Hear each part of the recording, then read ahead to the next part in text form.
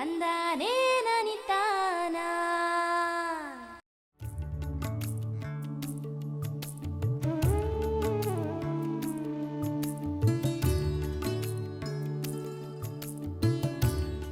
ಪ್ರಸ್ತುತ ರಾಜ್ಯದ ಹಲವು ಭಾಗಗಳಲ್ಲಿ ಮುಂಗಾರು ಮಳೆ ವಾಡಿಕೆಗಿಂತ ಹೆಚ್ಚಾಗಿದ್ದರೆ ಕೆಲವು ಭಾಗಗಳಲ್ಲಿ ಕೊರತೆಯ ವರದಿಗಳೂ ಇವೆ. ಈ ಹಿನ್ನೆಲೆಯಲ್ಲಿ ಬೆಳೆಗಳ ಸ್ಥಿತಿಗತಿಗಳಲ್ಲಿಯೂ ವ್ಯತ್ಯಯಗಳು ಕಂಡುಬಂದಿವೆ. ಈ ಪರಿಸ್ಥಿತಿಯಲ್ಲಿಯೂ ಬೆಳೆ ನಿರ್ವಹಣೆ ಕೃಷಿಕರಿಗೆ ಸವಾಲಾಗಿ ಪರಿಣಮಿಸಿದ್ದು, ಇವುಗಳನ್ನು ಎದುರಿಸಲು ಸೂಕ್ತ ನಿರ್ವಹಣಾ ವಿಧಾನಗಳನ್ನು ಅನುಸರಿಸುವುದು ಸೂಕ್ತ. ಮೆಕ್ಕೆಜೋಳ ಕರ್ನಾಟಕದ ಪ್ರಮುಖ ಆಹಾರ ಬೆಳೆ. ಪ್ರಸ್ತುತ ಹೆಚ್ಚಾದ ಮಳೆ ಪ್ರಮಾಣದ ಹಿನ್ನೆಲೆಯಲ್ಲಿ ಅಲ್ಲಲ್ಲಿ ಬೆಳವಣಿಗೆ ಕುಂಠಿತವಾಗಿದ್ದು, ಈ ಪರಿಸ್ಥಿತಿಯಲ್ಲಿ ಕೃಷಿಕರು ಚೆಂಡಿ ಕತ್ತರಿಸುವ, ಕಟಾವಿನ ನಂತರ ಲಭ್ಯವಿರುವ ತೇವಾಂಶವನ್ನು ಬಳಸಿ ಇನ್ನೊಂದು ಬೆಳೆ ಬಿತ್ತನೆ ಕೈಗೊಳ್ಳುವುದು ಸೂಕ್ತವಾಗಿರುತ್ತದೆ.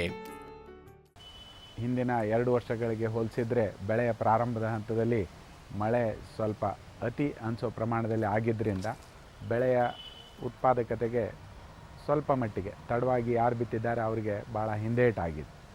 ಸೊ ಈ ದಿಶೆಯಲ್ಲಿ ಈಗ ಬಹುತೇಕ ಬೆಳೆ ಕಟಾವು ಹಂತದಲ್ಲಿ ಇದೆ. ಸೊ ಈಗ ಬೆಳೆ ನಿರ್ವಹಣೆ ಕುರಿತಂತೆ ಕೆಲವು ಕ್ರಮಗಳಂದರೆ, ಎಲ್ಲಿ ಬೆಳೆ ಈಗ 85 ದಿವಸ ಮೀರಿದೆ, ಸೊ ನಾವು ಆ ಚೆಂಡಿನ ಕತ್ತರಿಸಿ ಅದನ್ನು ಹಾಕಿದರೆ ಅದು ದನಕರುಗಳಿಗೆ ಒಳ್ಳೆ ಮೇವು ಇರ್ತದೆ. ಯಾರಿಗೆ ದನಕರು ಇರೋದಿಲ್ಲ ಅದನ್ನು ಚೆಂಡಿ ಕತ್ತರಿಸಿ ಅದನ್ನು ನೆಲಕ್ಕೆ ಹಾಕಿದರೆ ಕಳೆ ಕಸಗಳ ನಿರ್ವಹಣೆ ಅಂದರೆ ಮುಚ್ಚಿಗೆ ಆಗೋದ್ರಿಂದ ಕಳೆ ಕಸಗಳ ಒಂದು ಹತೋಟಿ ಆಗ್ತದೆ. ಮತ್ತು ಅದು ಮುಂದೆ ಕಟಾವಿನ ನಂತರ ಒಳ್ಳೆಯ ಒಂದು ಗೊಬ್ಬರವಾಗಿ ಅದನ್ನು ಜಮೀನಲ್ಲಿ ಸೇರಿಸಲಿಕ್ಕೆ ಆಗ್ತದೆ. ಮತ್ತು ಈಗ ಮಳೆ ಇನ್ನೂ ಮುಂದುವರಿತಾ ಇರೋದ್ರಿಂದ ಮತ್ತು ಮುಂಗಾರಿನಲ್ಲಿ ಸಾಕಷ್ಟು ತಳಹಸಿ ಆಗುವಷ್ಟು ಮಳೆ ಆಗಿರೋದ್ರಿಂದ ನಾವು ಹಿಂಗಾರಿ ಬೆಳೆಗಳನ್ನು ಬಿತ್ತಲಿಕ್ಕೆ ತುಂಬ ಅವಕಾಶ ಇದೆ. ಎಲ್ಲಿ ಎರೆ ಜಮೀನಿದೆ, ಹಿಂಗಾರು ಹಂಗಾಮಿಗೆ ಸಾಕಷ್ಟು ತೇವಾಂಶನ ಹಿಡಿದುಕೊಳ್ಳತಕ್ಕಂಥ ಒಂದು ಅವಕಾಶ ಇದೆ. ಅಲ್ಲಿ ಏನು ಮಾಡಬೇಕು ಅಂದರೆ ಅಡ್ಗಸ ತೆಗೆದು ಈ ಮೆಕ್ಕೆಜೋಳ ತೆನೆ ಮುರಿದ ನಂತರ ಆ ದಂಟುಗಳನ್ನು ತೆಗೆದು ಅಡ್ಗಸ ತೆಗೆದು ಎಡೆ ಹೊಡೆದು ಏನು ಬೆಳೆ ಸಾಲುಗಳಲ್ಲಿ ಅಲಸಂದಿನ ಈಗ ಸೆಪ್ಟೆಂಬರ್ ಈಗ ಕೆಲವು ಕಡೆಗಳಲ್ಲಿ ಅಂದರೆ ಎಲ್ಲಿ ಚಳಿ ಕಡಿಮೆ ಇರ್ತದೆ ಅಂತಲ್ಲಿ ಮಾಡ್ಬೋದು. ಯಾಕಂದರೆ ಚಳಿ ಬಂದ ನಂತರ ಅದು ಬರೀ ಟೆಂಡ್ರಿಲ್ಸ್ ಅಂದರೆ ಕುಡಿ ಬರ್ತಾ ಹೋಗ್ತದೆ. ಆವಾಗ ಬರೀ ಕುಡಿ ಚೂಟ್ಕೊಂತ ಕೂತ್ಕೋಬೇಕಾಗುತ್ತೆ. ತಡ ಮಾಡಬಾರ್ದು. ಎಷ್ಟು ಬೇಗ ಸಾಧ್ಯನೋ ಅಷ್ಟು ಬೇಗ ಅದನ್ನು ಮಾಡ್ಬೋದು. ಅದರಲ್ಲಿ ಅಕ್ಕಡಿಯಾಗಿ ನಾವು ಸೂರ್ಯಕಾಂತಿನ ಹಾಕ್ಬೋದು. ಮತ್ತು ಫಲವತ್ತತೆ ಕಡಿಮೆ ಇರೋ ಜಮೀನುಗಳಲ್ಲಿ ಹುರುಳಿನ ಹಾಕ್ಕೊಂಡು ಸೂರ್ಯಕಾಂತಿನ ಹಾಕ್ಕೊಳ್ಬೋದು. ಅಂದರೆ ಈ ಸೂರ್ಯಕಾಂತಿನ ಮಸಾರಿ ಜಮೀನು ಅಥವಾ ಕೆಂಪು ಜಮೀನುಗಳಲ್ಲಿ ಹಾಕಿದರೆ ಇಳುವರಿ ಕಡಿಮೆ ಆಗ್ತದೆ. ಆದರೆ ನಾವು ಪ್ರಯತ್ನ ಅಂತೂ ಮಾಡ್ಬೋದು. ಅಲ್ಲೊಂದು ಇಲ್ಲೊಂದು ತಡವಾಗಿ ಮಳೆ ಬಂದರೆ ನಮಗೆ ತಕ್ಕ ಮಟ್ಟಿನ ಆರ್ಥಿಕ ಆದಾಯ ಕೂಡ ಬರಲಿಕ್ಕೆ ಸಾಧ್ಯ ಇದೆ. ಅಂದರೆ ಈಗ ನಾವು ಜಮೀನನ್ನು ಪೂರ್ತಿ ಉಳುಮೆ ಮಾಡಿ ಆಮೇಲೆ ಬಿತ್ತಲಿಕ್ಕೆ ಹೋದರೆ ಹಸಿ ಎಲ್ಲ ಹೋಗಿಬಿಡ್ತದೆ, ತುಂಬ ತಡ ಆಗ್ತದೆ. ಅದ್ರ ಬದಲು 20 ದಿವಸ ನಾವು ಉಳಿಸ್ಕೊಂಡು ಈ ಥರ ಮಾಡಿದರೆ, ಜಮೀನನ್ನು ಉಳುಮೆ ಮಾಡ್ದೇ ಮೆಕ್ಕೆಜೋಳದ ಕುಳೆ ಅಥವಾ ಕೋಲಿ ಏನಿದೆ ಅದನ್ನು ಹಾಗೇ ಇಟ್ಟು ಹಿಂಗಾರಿ ಬೆಳೆಗಳನ್ನು ಊರೋದಾದರೆ ತುಂಬ ಒಳ್ಳೆಯದು. ಮತ್ತು ಊರಬೇಕಾದ್ರೆ ಕಾಳುಗಳನ್ನು ನಾವು ಒಂದು ರಾತ್ರಿ ನೀರಲ್ಲಿ ನೆನೆಹಾಕಿ ಊರಿದರೆ ಮೊಳಕೆ ಏನಿದೆ ಅಲ್ಲ ಅದು 100ಕ್ಕೆ 100 ಬರ್ತದೆ. ಹೈಬ್ರಿಡ್ ಜೋಳದ ಬೆಳೆಯು ತೀವ್ರವಾದ ಮಳೆಗೆ ತುತ್ತಾಗಿದ್ದು ತೆನೆಗಳು ಕಪ್ಪಾಗುತ್ತಿವೆ. ಈ ಸ್ಥಿತಿಯಲ್ಲಿರುವ ಬೆಳೆಯನ್ನು ಭೂಮಟ್ಟಕ್ಕೆ ಕಟಾವು ಮಾಡಿ ಸೂಕ್ತ ಬೇಸಾಯ ಕ್ರಮಗಳನ್ನು ಕೈಗೊಂಡಿದ್ದೇ ಆದರೆ ಉತ್ತಮ ಕೂಳೆ ಬೆಳೆಯನ್ನು ಪಡೆಯಬಹುದಾಗಿದೆ. ಊಟದ ಜೋಳ ಈಗ ಮಳೆಗೆ ಸಿಕ್ಕು ಕಪ್ಪಾಗಿಬಿಟ್ಟಿದೆ. ಅದಕ್ಕೆ ಈಗೇನು ಮಾಡ್ಬೋದು ನಾವು ಅಂದರೆ, ಸೊ ಅದನ್ನು ನಾವು ಭೂಮಟ್ಟಕ್ಕೆ ಕಟಾವು ಮಾಡಿ ಒಂದು 20ರಿಂದ 25 kg ಯೂರಿಯಾನ ಎಲ್ಲಿ ದಂಟು ಇರ್ತವೆ ಅಲ್ಲಿ ಕೊಟ್ಟು ನಾವು ಇದನ್ನು ನೇಗಿಲು ಹಾಕಿ ನಾವು ಎಡೆ ಹೊಡೆದ್ವಿ ಅಂದರೆ ತುಂಬ ಚೆನ್ನಾಗಿ ಬರ್ತದೆ. ಆಮೇಲೆ ಕೂಳೆ ಏನು ಬರ್ತವೆ, ಒಂದು ಗಣ್ಣಿಗೆ ಒಂದು ದಂಟಿಗೆ 1-2 ಕೂಳೆ ಬಿಟ್ಬಿಟ್ರೆ ತುಂಬ ಚೆನ್ನಾಗಿ ಬರ್ತದೆ. ಬಳ್ಮೇವು ಒಳ್ಳೆ ದನಕರುಗಳಿಗೆ ಉತ್ತಮ ಮೇವು ಆಗ್ತದೆ. ಕಾಳು ಕೂಡ ಅದು ಬೆಳಗಾಗೋದ್ರಿಂದ ರೊಟ್ಟಿನೂ ಕೂಡ ಬೆಳಗಾಗ್ತದೆ. ಇಲ್ಲಾಂದರೆ ಈ ಸಲ ಬಹುತೇಕವಾಗಿ ರೊಟ್ಟಿ ಕೆಂಪಗಾಗಂಥ ಸ್ಥಿತಿ ಇದೆ. ಪ್ರಸ್ತುತ ಭೂಮಿಯಲ್ಲಿರುವ ಅತಿಯಾದ ತೇವಾಂಶದಿಂದ ಕೆಲವೆಡೆ ಹತ್ತಿ ಬೆಳೆಯು ತೀವ್ರ ರೀತಿಯ ಸಂಕಷ್ಟವನ್ನು ಎದುರಿಸುತ್ತಿದೆ. ರಸ ಹೀರುವ ಕೀಟಗಳ ಸಮಸ್ಯೆ, ಹೂವು ಮೊಗ್ಗು ಉದುರುವುದನ್ನು ಗಮನಿಸುತ್ತಿದ್ದೇವೆ. ಈ ಪರಿಸ್ಥಿತಿಯಲ್ಲಿ ನೀರಿನಲ್ಲಿ ಕರಗುವ ಗೊಬ್ಬರಗಳು, ಲಘು ಪೋಷಕಾಂಶಗಳು ಹಾಗೂ ಸೂಕ್ತ ರಾಸಾಯನಿಕಗಳ ಸಿಂಪರಣೆ ಉತ್ತಮ ಫಲಿತಾಂಶ ನೀಡಬಲ್ಲದಾಗಿದೆ. ಹತ್ತಿ ಬೆಳೆ ಈಗ ತುಂಬ ಸಂಕಷ್ಟದಲ್ಲಿ ಇರ್ತಕ್ಕಂಥದ್ದನ್ನು ನಾವು ನೋಡ್ತಾ ಇದ್ದೇವೆ. ಅದರಾಗ ಈ ತಡವಾಗಿ ಯಾರು ಬಿತ್ತಿದ್ದಾರೆ ಅಲ್ಲಂತೂ ತುಂಬಾ ಕೀಟಗಳ ಬಾಧೆ ಕಂಡು ಬರ್ತಾ ಇದೆ. ಏಪ್ರಿಲು ಮೇ ಆರಂಭದಲ್ಲಿ ಏಪ್ರಿಲ್ ಕೊನೆಯಲ್ಲಿ ಬಿತ್ತಿದ ಬೆಳೆ ತಕ್ಕ ಮಟ್ಟಿಗೆ ಆಗಲಿ ಇಳುವರಿ ಬಂದುಬಿಟ್ಟಿದೆ. ನಾವು ಜೂನ್ 10ರ ನಂತರ ಅಥವಾ ಆ ಸುಮಾರಿಗೆ ಅದರ ನಂತರ ಯಾರು ಬಿತ್ತನೆ ಮಾಡಿದ್ದೀವಿ ಭಾಳ ತೇವಾಂಶದ ಅತಿ ಬಾಧೆಗೆ ಬೆಳೆ ಒಳಗಾಗಿದೆ. ಮತ್ತು ಈ ರಸ ಇರುವ ಕೀಟಗಳು ಅದರಲ್ಲಿ ಈ ಮಿಡ್ಜ್ ಫ್ಲೈ ಅಂತ ಒಂದು ಬಂದಿದೆ, ಮತ್ತು ಮಿರಿಡ್ ತಿಗಣೆ ಅಂತ ಬಂದಿದೆ. ಅವುಗಳ ಹತೋಟಿ ತುಂಬ ಅವಶ್ಯಕತೆ ಅನ್ನಿಸ್ತದೆ. ಮತ್ತು ಈ ತೇವಾಂಶ ಜಾಸ್ತಿ ಆಗಿರೋದ್ರಿಂದ ಹೂವು ಮೋಪು ಕೂಡ ಉದುರುವಂಥದ್ದನ್ನು ಭಾಳ ನೋಡ್ತಾ ಇದ್ದೇವೆ. ಅದಕ್ಕೆ ಈ ಹತ್ತಿ ಬೆಳೆಯಲ್ಲಿ ಪೋಷಕಾಂಶಗಳ ನಿರ್ವಹಣೆ ತುಂಬ ಮುಖ್ಯ. 19-19-19 ನೀರಿನಲ್ಲಿ ಕರಗತಕ್ಕಂಥ ಪಾಕಿಟ್ ಗೊಬ್ಬರ ಏನು ಬಂದಿದೆ ಅದು ಆದರೆ 1 ಲೀಟ್ರಿಗೆ 3 ಗ್ರಾಮು. ಮತ್ತು ಈ ಲಘು ಪೋಷಕಾಂಶಗಳ ಮಿಶ್ರಣ ಬರ್ತದೆ, ಅದು ದ್ರವ ರೂಪದಲ್ಲಿ ಇರ್ತದೆ, ಅದು ಆದರೆ ಪ್ರತಿ ಲೀಟ್ರಿಗೆ 3 ಮಿಲಿಲೀಟರು.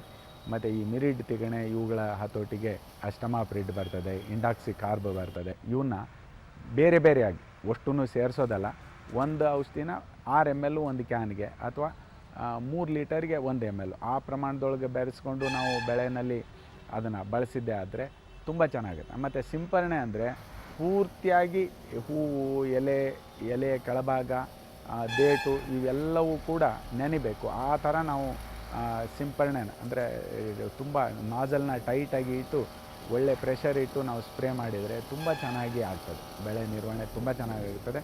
ಮತ್ತು ಈ ಪೋಷಕಾಂಶಗಳ ಸಿಂಪರಣೆ ಏನಿದೆ ಪ್ರತಿ 10 ದಿವಸಕ್ಕೊಮ್ಮೆ ನಾವು ಮಾಡ್ತಾ ಹೋದರೆ, ಯಾಕಂದರೆ ಹೂವು ಕಾಯಿ ಹಿಡಿತಕ್ಕಂಥ ಪ್ರಮಾಣ ಜಾಸ್ತಿ ಇರೋದ್ರಿಂದ ಅದರದ್ದು ಅಷ್ಟರ ಮಟ್ಟಿಗೆ ಆಹಾರ ಅದಕ್ಕೆ ಆ ಬೆಳೆಗೆ ಬೇಕಾಗ್ತದೆ. ಹಾಗಾಗಿ ಪ್ರತಿ 10 ದಿವಸಕ್ಕೊಮ್ಮೆ ನಾವು ಪೋಷಕಾಂಶ ಸಿಂಪರಣೆ ಮಾಡಿದರೆ ತುಂಬ ಚೆನ್ನಾಗಿ. ಮತ್ತು ಈ ಮಳೆ ಸತತವಾಗಿ ಬರ್ತಾ ಇದ್ದಾಗ ರೋಗಗಳು ಬರ್ತಕ್ಕಂಥದ್ದು ವಾಡಿಕೆ. ಸೊ ಆ ಶಿಲೀಂಧ್ರನಾಶಕಗಳನ್ನು ಅದು ತಾಮ್ರದ ಆಕ್ಸಿಕ್ಲೋರೈಡ್ ಇರ್ಬೋದು, ಅಥವಾ ಹೆಕ್ಸಾಕೊನಜಾಲ್ ಇರ್ಬೋದು, ಅಥವಾ ಈ ಮ್ಯಾಂಕೋಸೈಬ್ ಇರ್ಬೋದು, ಅಥವಾ ಕಾರ್ಬನ್ಡೈಜಿಮ್, ಇವುಗಳಲ್ಲಿ ಯಾವುದಾದ್ರೂ ಒಂದನ್ನು ನಾವು ಬಳಸಬೇಕು. ಹೆಕ್ಸಾಕೊನಜಾಲ್ ಆದರೆ 1 ರಿಂದ 2 ml, ಅಥವಾ ಈ ಕಾರ್ಬನ್ಡೈಜಿಮ್ ಆದರೆ 1 ಗ್ರಾಮ್, ತಾಮ್ರದ ಆಕ್ಸಿಕ್ಲೋರೈಡ್ ಆದರೆ 3 ಗ್ರಾಮ್ 1 ಲೀಟರ್ಗೆ ಆ ಪ್ರಮಾಣದಲ್ಲಿ ಬಳಸಬೇಕಾಗ್ತದೆ. ಅಂದರೆ ಇಲ್ಲಿ ಒಂದು ಲಘು ಪೋಷಕಾಂಶ, ಒಂದು ಪ್ರಧಾನ ಪೋಷಕಾಂಶ ಇರ್ತಕ್ಕಂಥ ಗೊಬ್ಬರ, ಒಂದು ಕೀಟನಾಶಕ ಮತ್ತು ಒಂದು ಶಿಲೀಂಧ್ರನಾಶಕ. ಅವಶ್ಯಕತೆ ಹೇಗಿದೆ, ಕೀಟ ಇದ್ದರೆ ಕೀಟನಾಶಕ, ರೋಗ ಇದ್ದರೆ ಶಿಲೀಂಧ್ರನಾಶಕ, ಇಲ್ಲದೇ ಇದ್ದರೆ ಈ ಪೋಷಕಾಂಶಗಳ ಸಿಂಪರಣೆ ಮಾತ್ರ ಮಾಡ್ಕೊತ ಇದ್ದರೆ ಒಳ್ಳೆಯ ಒಂದು ಬೆಳೆಯನ್ನು ತೆಗಿಲಿಕ್ಕೆ ಸಾಧ್ಯ ಇದೆ. ನಾವು ಇದನ್ನು ಮಾಡಲಿಲ್ಲ ಅಂದರೆ ಹತ್ತಿ ಬೆಳೆನ ಇಂಥ ಒಳ್ಳೆ ಮಳೆಗಾಲ ಬಂದ್ರೂ ಕೂಡ ನಾವು ಹತ್ತಿ ಬೆಳೆನ ಕಳ್ಕೊಳ್ತೀವಿ. ಸೊ ಈ ಎಚ್ಚರಿಕೆ ಮಾತನ್ನ ನಾವು ಅನುಸರಿಸೋದು. ಮತ್ತು ಎಲ್ಲಿ ನೀರು ನಿಂತಿದೆ ಆ ನೀರನ್ನ ಹೊರಗೆ ಹಾಕಬೇಕು.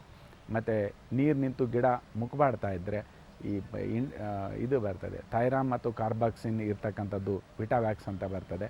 ಅದು 3 ಗ್ರಾಮ್ 1 ಲೀಟರ್ ನೀರಿಗೆ ಆ ಪ್ರಮಾಣದೊಳಗೆ ಬೆರೆಸ್ಕೊಂಡು ಪ್ರತಿ ಗಿಡಕ್ಕೆ 1/4 ಲೀಟರ್ ಆದರೂ ನಾವು ಹಾಕಬೇಕು. ಅಂದರೆ ಅದನ್ನು ಆ ಪ್ರಮಾಣದಲ್ಲಿ 4 ರಿಂದ 5 ಗಿಡಕ್ಕೆ ಅದನ್ನು ಸುರಿತಾ ಹೋದರೆ ಆ ಗಿಡಗಳದ್ದು ಏನು ಬುಡ ಕೊಳೆ ರೋಗ ಬರ್ತದೆ ಅಥವಾ ಸೊರಗು ರೋಗ ಏನು ಬರ್ತದೆ ಅದನ್ನು ಹತೋಟಿ ಮಾಡಲಿಕ್ಕೆ ಸಾಧ್ಯ ಇದೆ. ಸೊ ಅಲ್ಲಿ ಹತ್ತಿ ಬೆಳೆದಿದ್ದೇವೆ, ಪ್ರತಿ ದಿವಸ ಅದನ್ನು ಆ ಬೆಳೆನ ವೀಕ್ಷಿಸಿ ಅದರದ ಒಂದು ನಿರ್ವಹಣಾ ಕ್ರಮ ಕೈಗೊಳ್ಳೋದು ತುಂಬ ಸೂಕ್ತ ಅನ್ನಿಸ್ತದೆ.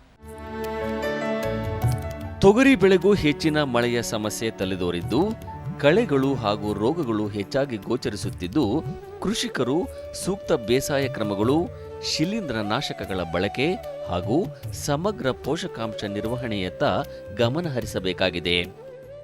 ಮಳೆ ಚೆನ್ನಾಗಿ ಬಂದಿರೋದ್ರಿಂದ ತೊಗರಿ ಇದೆ, ಆದರೆ ಕಳೆ ಕಸಗಳಿಂದ ತೊಗರಿ ಹೊಲಗಳನ್ನು ನಾವು ಮುಕ್ತ ಇಡಬೇಕು. ಇಲ್ಲ ಅಂದರೆ ಈ ರಸ ಹೀರುವ ಕೀಟಗಳ ಬಾಧೆ ಹೆಚ್ಚಿಗೆ ಆಗಿ ಗೊಡ್ಡು ರೋಗ ಅಥವಾ ಸ್ಟೆರಿಲಿಟಿ ಮೊಸಾಯಿಕ್ ಅಂತ ಹೇಳ್ತೀವಿ, ಬಂಜೆ ರೋಗ, ಅದು ಬರ್ತಕ್ಕಂಥ ಅವಕಾಶ ತುಂಬ ಆಗುತ್ತೆ.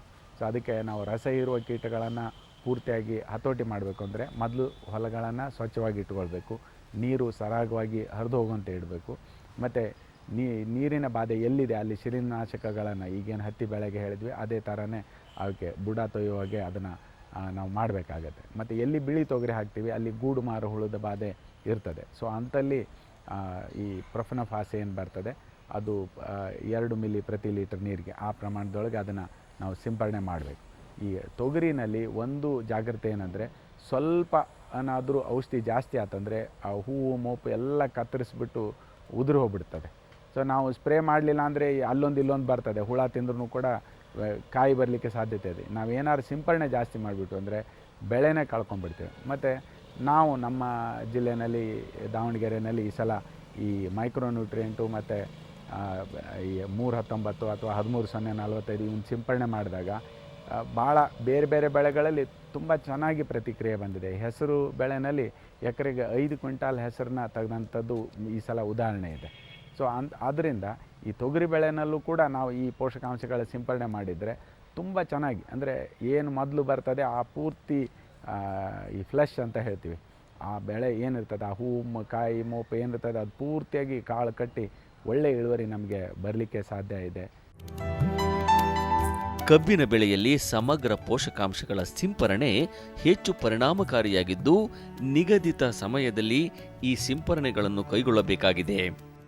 ಈಗ ಏನು ಮುಂಗಾರಿನಲ್ಲಿ ನಾವು ನಾಟಿ ಮಾಡ್ತಾ ಇದ್ವಿ ಅಡ್ಸಾಲಿ ಇದನ್ನು ಕಬ್ಬನ್ನು, ಅಲ್ಲಿ ಈ ತೇವಾಂಶದ ಅತಿ ಬಾಧೆ ಆಗಿ ಬೆಳೆ ಬೀಳ್ಚ್ಕೊಂಡ್ಬಿಟ್ಟಿದೆ. ಸೊ ಅಂಥಲ್ಲಿ ಕೂಡ ಈಗೇನು ಈ 319 ಅಥವಾ 13-0-45 ಮತ್ತು ಈ ಲಘು ಪೋಷಕಾಂಶ ಸಿಂಪರಣೆ ಇದೆಯಲ್ಲ ಅದನ್ನು ಮಾಡಿದರೆ ಬೆಳೆ ತುಂಬ ಚೆನ್ನಾಗಿ ಚೇತರಿಕಣೆ. ನಮ್ಮಲ್ಲಿ ಈ ಕಾಡಜ್ಜಿ, ಪುಟಗನಾಳು, ಬಸವನಾಳು ಇಂಥ ಎಲ್ಲ ಊರುಗಳಲ್ಲಿ ಯಾವುದು ಬೆಳ್ಳಗಾಗಿತ್ತು ಇದನ್ನು ಸಿಂಪರಣೆ ಮಾಡಿಂದ ಬೆಳೆ ತುಂಬ ಬೇಗ ದಟ್ಟ ಹಸಿರು ಬಣ್ಣಕ್ಕೆ ತಿರುಗಿದೆ, ಭಾಳ ಚೆನ್ನಾಗಿದೆ. ಸೊ 10 ದಿವಸಕ್ಕೊಮ್ಮೆ ನಾವು ಇದನ್ನು ಸಿಂಪರಣೆ ಮಾಡಿದರೆ ಅತಿ ಮಳೆಯಿಂದ ಏನು ಬೆಳೆ ಹಿಂದಾಗಿದೆ ಅದನ್ನು ಮಾಡಲಿಕ್ಕೆ ಭಾಳ ಅನುಕೂಲ ಆಗುತ್ತೆ.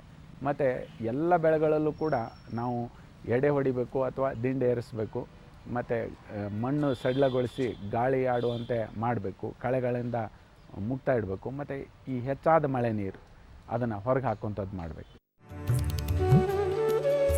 ಒಟ್ಟಾರೆ ಹೆಚ್ಚಾದ ಮಳೆಯಿಂದ ತೊಂದರೆಗೀಡಾಗಿರುವ ಪ್ರದೇಶಗಳಲ್ಲಿ ಕೃಷಿಕರು ಸೂಕ್ತ ಬೇಸಾಯ ಕ್ರಮಗಳು, ಸಸ್ಯ ಸಂರಕ್ಷಣೆ, ಕಳೆ ನಿರ್ವಹಣೆ, ಪೋಷಕಾಂಶ ನಿರ್ವಹಣೆಗಳನ್ನು ಕೈಗೊಳ್ಳುವ ಮೂಲಕ ಹಾನಿಯ ಪ್ರಮಾಣವನ್ನು ತಗ್ಗಿಸಿಕೊಳ್ಳಬಹುದಾಗಿದೆ. ಈ ಒಂದು ಸಂದರ್ಭದಲ್ಲಿ ಆಗ ಮಳೆಗೆ ಅದನ್ನು ನಾವು ಕೆರೆ ಕಟ್ಟೆಗೆ ನೀರು ಹೋಗುವಂತೆ ಅವಕಾಶ ಮಾಡಿ ನಾವು ಬೆಳೆ ನಿರ್ವಹಣೆ ಮಾಡಿದ್ದೆ ಆದರೆ ತೊಗರಿ ಇರ್ಬೋದು, ಹತ್ತಿ ಇರ್ಬೋದು, ಆಮೇಲೆ ಕಬ್ಬು ಬೆಳೆ ಇರ್ಬೋದು, ಮತ್ತು ಕುಳೆ ಜೋಳ ಇವುಗಳನ್ನು ಚೆನ್ನಾಗಿ ಬೆಳ್ಕೊಂಡು ಏನು ಸ್ವಲ್ಪ ಮಟ್ಟಿಗೆ ನಾವು ಮಳೆಗಾಲದಲ್ಲಿ ಹಾನಿನ ಅನುಭವಿಸಿದ್ದೇವೆ ಆ ಹಾನಿನ ಸರಿದೂಗಿಸಲಿಕ್ಕೆ, ಲಾಭದ ಮೂಲಕ ಸರಿದೂಗಿಸಲಿಕ್ಕೆ ಅವಕಾಶ ಖಂಡಿತ ಆಗ್ತದೆ.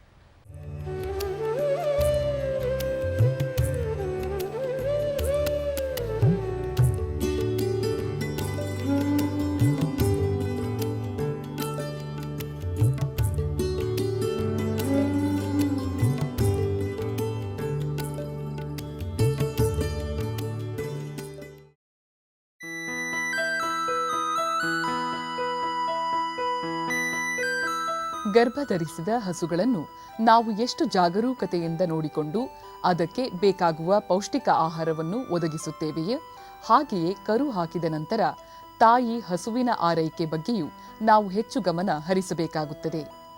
ಹಸು ಕರು ಹಾಕಿದ ನಂತರ ಸತ್ತೆ ಬೀಳುವ ತನಕ ತಾಯಿ ಹಸುವಿಗೆ ಆಹಾರ ನೀಡಬಾರದು ಎಂಬ ಮೂಢನಂಬಿಕೆ ನಮ್ಮ ಗೋಪಾಲಕರಲ್ಲಿ ಇದ್ದು ಇದು ತಪ್ಪು ಎನ್ನುತ್ತಾರೆ ವಿಜ್ಞಾನಿಗಳು. ಯಾಕೆಂತಂದರೆ ಹೆರಿಗೆ ಸಮಯದಲ್ಲಿ, ಪ್ರಸವದ ಸಮಯದಲ್ಲಿ ಹಸು ನಿಶಕ್ತಿಯಿಂದಿರುತ್ತೆ. ಆ ಪ್ರಸವ ಅನ್ನತಕ್ಕಂಥ ಶಾರೀರಿಕ ಕ್ರಿಯೆಗೆ ಅತೀವವಾದ ಶಕ್ತಿಯ ಅಗತ್ಯ ಇದೆ. ಶಕ್ತಿನೆಲ್ಲ ಕಳ್ಕೊಂಡು ಭಾರಿ ನಿತ್ರಾಣವಾಗಿರುತ್ತೆ ಹಸು ಕರು ಹಾಕಿದ ತಕ್ಷಣ ಅದಕ್ಕೆ ವಿಶೇಷವಾದ ಒಂದು ಆರೈಕೆ ಮಾಡಬೇಕು. ಈ ಬೂಸ ಏನಿದೆ, ಬೂಸವನ್ನು ಕಲಸಿ ಸ್ವಲ್ಪ ಬೆಲ್ಲವನ್ನು ಅದಕ್ಕೆ ಮಿಶ್ರಣ ಮಾಡಿ ಕೊಬ್ಬರಿಯನ್ನು ತುರಿದು ಕೆಲವು ಜನ ಎಲ್ಲ ಒಂದು ಮಿಶ್ರಣವನ್ನು ಮಾಡಿಕೊಡ್ತಾರೆ.